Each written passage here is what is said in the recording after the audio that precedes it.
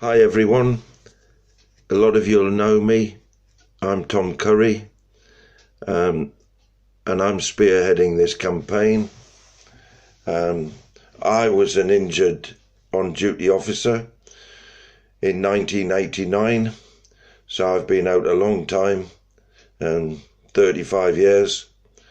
I had about 22 years service, but I'll tell you about that in a moment or two.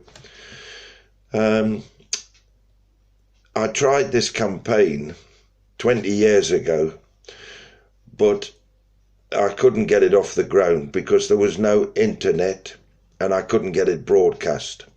Now it's a different ball game. So at that time I like to think of it of not succeeding, but it didn't fail because I shelved it. However, last year I found out about Bryn Hughes's campaign to get medal recognition for officers killed on duty. Bryn Hughes is the father of poor Nicola Hughes, who was killed in 2012 along with Fiona Bone in Manchester.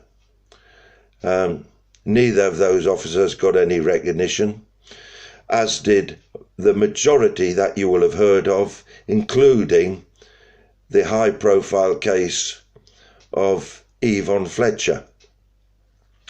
It's an absolute scandal and a disgrace to this nation that since 1829, when the Mets have been formed, and 5,000 or over 5,000 officers have been killed on duty, that only a handful have ever had any recognition. The reason for that, which is often missed by a lot of people, is because there is no medal available outside of gallantry medals. The gallantry medals available are the George Cross, the George Medal, the police, the King's Gallantry Medal, and the King's Police Medal. I'm faltering here because I'm stopping myself saying Queen because that was my era. Those four medals are the only medals available for any officers who were killed or injured, but the bar is set so high for gallantry that very few officers ever are awarded it. And as the majority of officers are deprived of any opportunity of showing any gallantry, because they're either sprung upon or ambushed or not expecting it, they're deprived of the opportunity to show gallantry. Let me give you a couple of examples. In 2010, poor PC David Rathband was shot in the face and blinded in Northumberland. He later sadly took his own life. But David received no medal recognition whatsoever because there was no gallantry. He was sat in his police car. The offender appeared. I'm not going to mention his name. He appeared by the side of his police car, shot him in the face, and that was it. So no gallantry, no other medal available. David got nothing. As did the two girls in 2005, PC Sharon Bresheneski and Teresa Milburn. Sharon Bresheneski was killed, but through the miracle of surgery, Teresa was saved and survived, and I believe continued serving. Now then, this has gone on, that no medal recognition until the Elizabeth emblem was finally approved on the 9th of March. And that was retrospective back to 1948. So most of the officers that you can that you've know of, or all of the officers, their families will be eligible to sadly apply.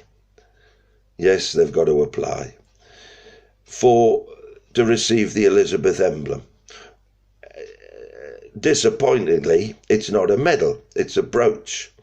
But it's the next best thing, and we always have to take what we're given. And it can be worn on the right-hand side of the chest so that people can be recognised as having lost a member of their family at such days as Memorial Day.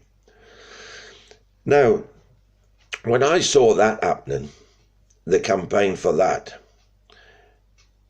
it sent alarm bells off again, because I thought, wait a minute, no mention of the injured again, the forgotten and overlooked injured. So I decided it was time to start my campaign up again. You see, what the Elizabeth emblem does is it recognises the fallen, but it doesn't recognise the injured who survived. So therefore, Sharon Brzezinski gets the medal posthumously. Teresa Milburn gets nothing. As does a member on our Facebook group who was present in 1983 at the Harrods bomb, when 3 officers were killed along with 3 members of the public, and 14 officers were injured, including our member, who was a young girl at the time, 20. But she had life-changing injuries, and she was medically discharged. There were also a total of 90 people injured that day, members of the public, including the 14 officers. However, what the Elizabeth emblem does is, the 3 officers who were killed are eligible for the Elizabeth emblem. But what about our girl and our member? She gets nothing. And that's a powerful argument for my proposal. Because you can't have 2 officers stood on the same pavement whose actions are exactly the same, and they act together. But one is sadly killed, and the other is, say, confined to a wheelchair and loses a job. How can you ever think that's acceptable? Just because that officer has been saved by surgery, that they should not be recognised. After all, they've sacrificed their health, and they've also sacrificed a job that they perhaps loved. That's a big argument in favour of the proposal. The other one is, whilst those officers who get to the eligibility of the Long Service and Good Conduct Medal and later retire, it's 20 years now for the Long Service Good Conduct Medal. So if they attend a police memorial, they proudly wear their medals, and the world can see by their medal that they were an officer and they're connected. But what about the officers who were injured? They will stand at the memorial and people will look at them and say, there's a mere spectator.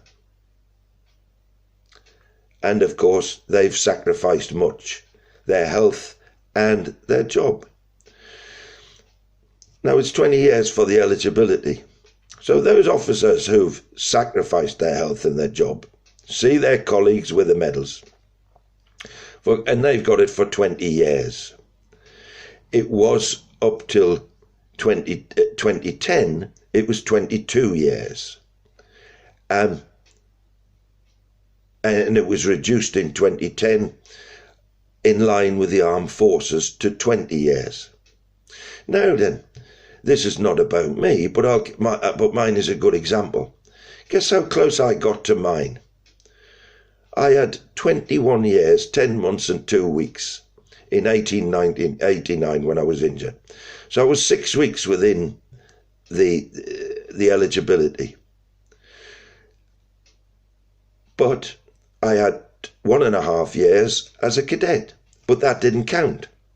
So I had 23.5 years connected to the police service, sustained a life-changing injury, and I have nothing to show for even a connection to the police.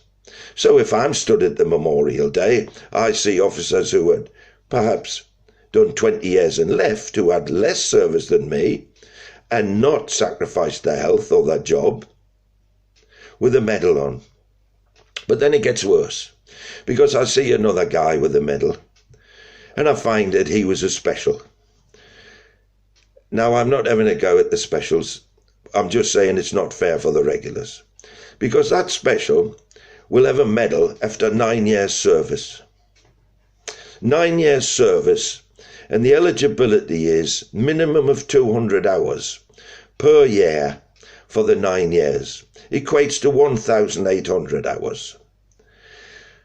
But I've worked mine out, roughly, and I had 48,000 hours, plus maybe 5% more for overtime.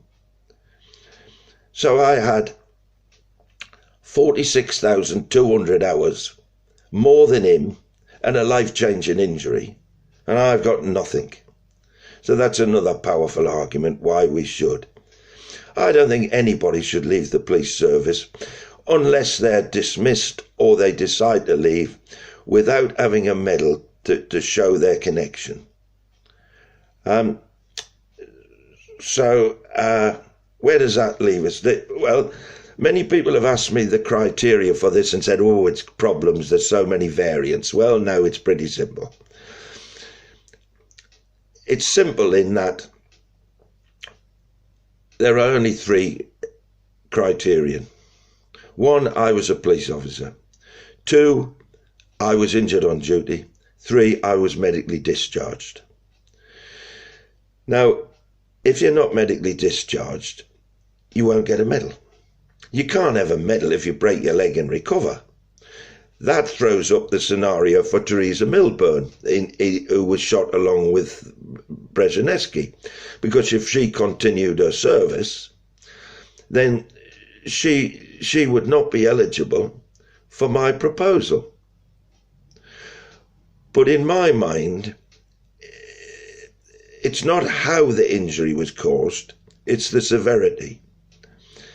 And if she was able to recover and continue, then she wasn't deprived of the opportunity of getting to the long service and good conduct medal.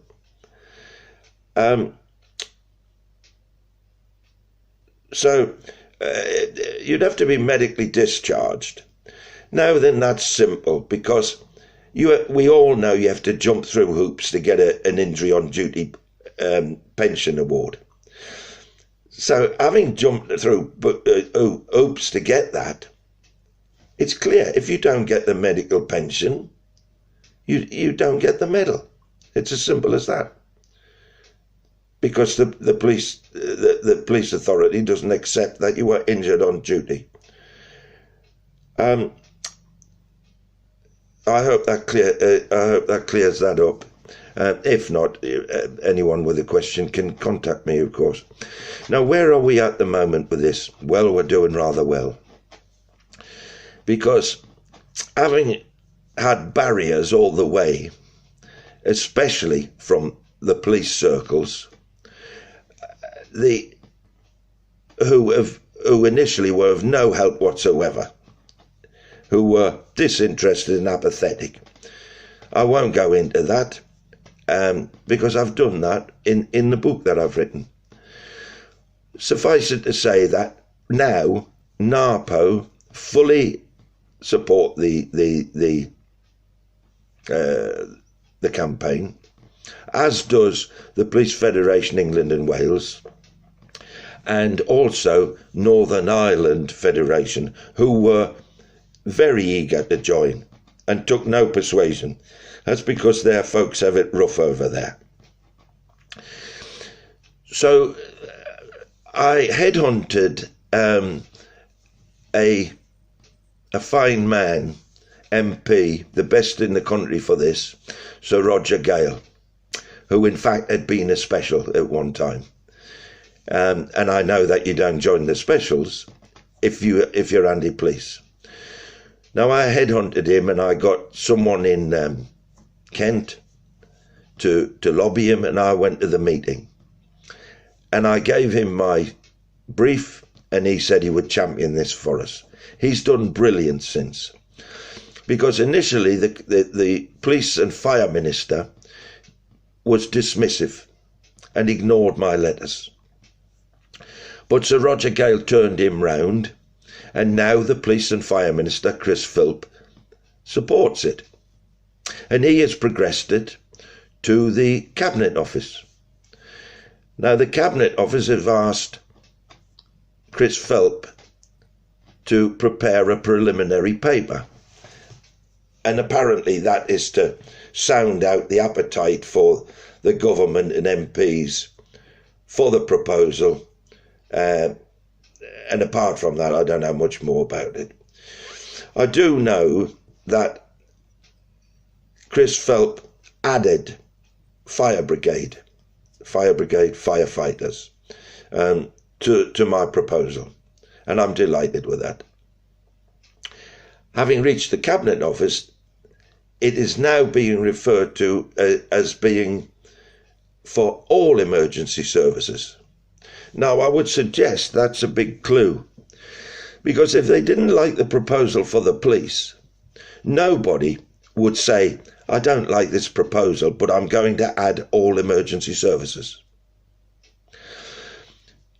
So that's a big clue that we're right on track with this, because the Elizabeth emblem was for all emergency services and public servants. It included doctors who died through COVID, treating people, etc. So that being added to it, it's now with the Cabinet Office.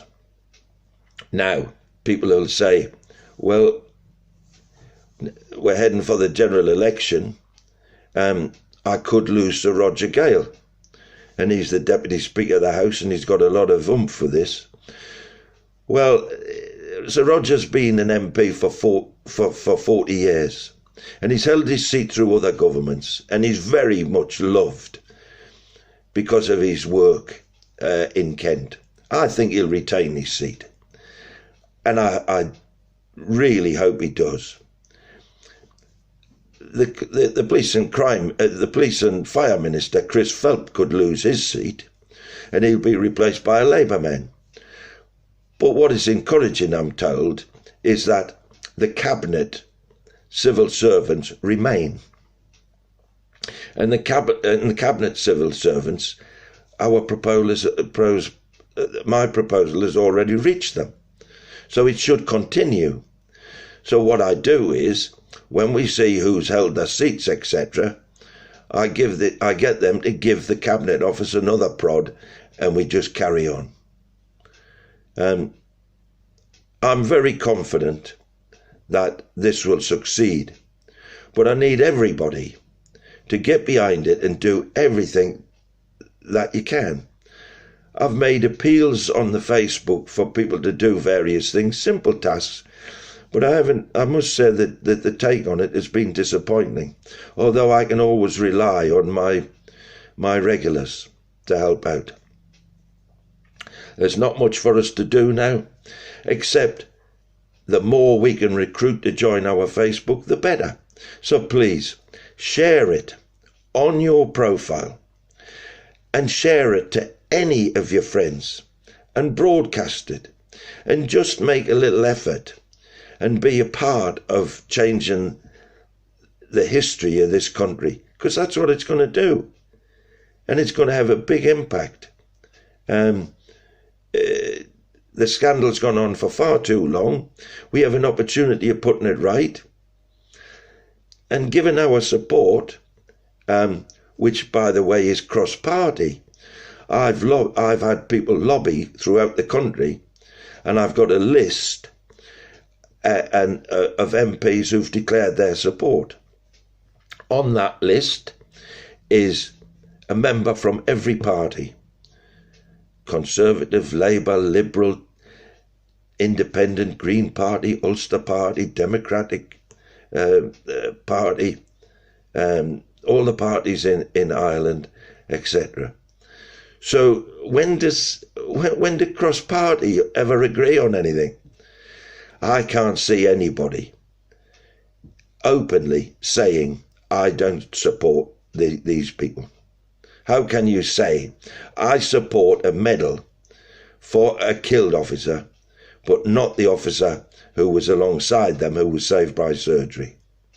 That's why we have to unite, keep together, and keep our foot on the gas with this. Now, I've set up a Facebook site for firefighters and for ambulance. Please, everybody who sees this, join all three, because I'm directing MPs to the three sites, and I want them to see there's many of us.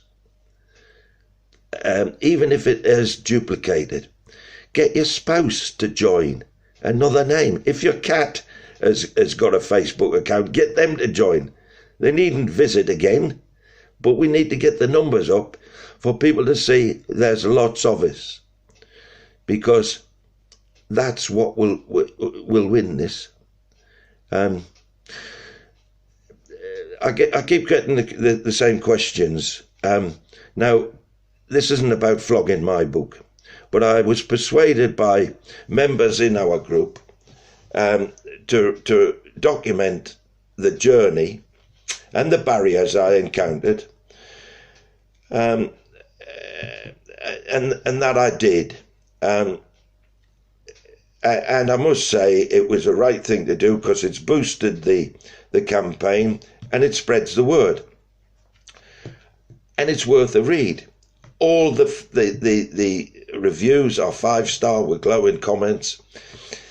You can get the book from me for a tenner, including the postage, and I'll sign it for you if you want. Or you can get it for $4.99 in the Kindle version.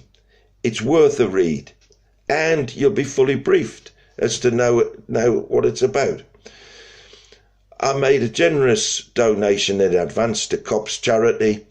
If I ever recoup that money, I will donate the rest to Police Care UK. So there's nothing in it for me. What I'm consumed by is the passion to get this medal approved. And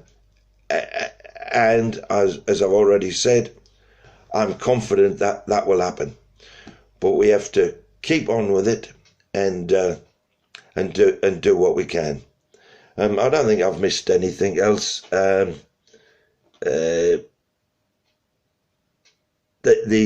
ambulance and the fire brigade are with us.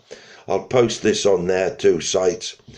And when I've mentioned police, this all refers to ambulance and fire brigade too.